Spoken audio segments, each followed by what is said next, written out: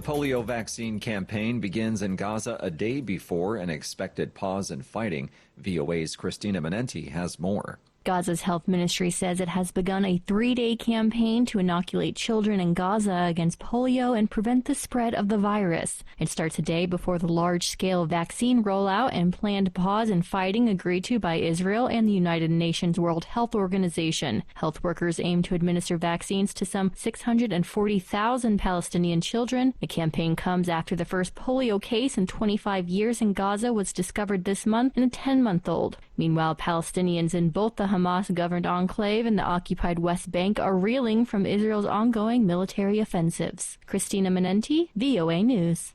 The United States military and Iraq launched a joint raid targeting suspected Islamic State group militants in the country's western desert that killed at least 15 people and saw 7 American troops hurt. AP correspondent Lawrence Brooks has the story. The U.S. military's Central Command alleged that militants were armed with numerous weapons, grenades and explosive suicide belts during the attack. An Iraqi military statement said among the dead were key ISIS leaders without identifying them. It added all hideouts, weapons and logistical support were destroyed, explosive belts were safely detonated and important documents and devices were seized. The U.S. forces have been fighting the Islamic State for years after dislodging the militants from their self-declared caliphate across Iraq and Syria. The casualties from this raid were higher than in previous ones, but officials added that there was no indication any of them were civilians. I'm Lawrence Brooks. For pictures, videos, stories, and more, follow The Voice of America on X, Facebook, Instagram, and YouTube. And for additional stories 24 hours a day, visit our website, voanews.com. This is VOA News. An attack about 130 kilometers north of Burkina Faso's capital on August 24th is one of the deadliest in nearly a decade of Islamist violence in the West African country. Reuters correspondent Emma Gell reports. The date of the attack was verified by a Reuters source and confirmed by both the Burkina Faso military and the al-Qaeda-linked group that claimed responsibility. A group of victims' relatives says hundreds of people were killed when jihadists opened fire on civilians digging defensive trenches on the orders of the military. Several videos apparently released by the militants on social media and verified by Reuters showed more than 100 bodies piled in a trench, most of them in civilian clothing. An al-Qaeda affiliate says it attacked soldiers and militia members excavating trenches and killed nearly 300, describing the victims as fighters, not civilians. Burkina Faso's ruling junta has not said how many people were killed, but said civilians were among the victims. Emma Gell from Reuters. China and the Philippines have accused each other of causing a collision between their two vessels in the latest flare-up over tensions over disputed waters and maritime features in the South China Sea. The China Coast Guard spokesperson said a Philippine ship maneuvered and, quote, deliberately collided with a Chinese Coast Guard ship in an unprofessional and dangerous manner. Philippine officials in Manila said it was their Coast Guard ship that was rammed 3 times by the Chinese Coast Guard without any provocation, causing damage to the Philippine vessel. It was the second confrontation in days near Sabina Shoal, west of the Philippine province of Palawan, in the internationally recognized exclusive economic zone of the Philippines. Donald Trump's lawyers are seeking the dismissal of the 2020 election subversion case filed against the former president. AP correspondent Jackie Quinn reports. Lawyers for former President Donald Trump are laying out a series of likely challenges to the case, which charges Trump with plotting to overturn his 2020 election defeat. Their key argument is that a new and more limited indictment issued by prosecutors this week still contains allegations they say are covered by the recent Supreme Court ruling on presidential immunity. Prosecutors already stripped away allegations related to Trump's dealings with the Justice Department, but left in counts surrounding Trump's badgering his vice president to refuse to certify the electoral votes. I'm Jackie Quinn. A UN spokesman says the United Nations will continue to engage all stakeholders in Afghanistan, including the Taliban, even though they issued a ban on women's voices and bare faces in public and severed ties with the UN mission. UN spokesman Stefan Dujarric in New York defended the United Nations assistance mission in Afghanistan and said its head, who said the new laws provided a, quote, distressing vision for Afghans' future. The Taliban says the laws are based on their interpretation of Sharia law.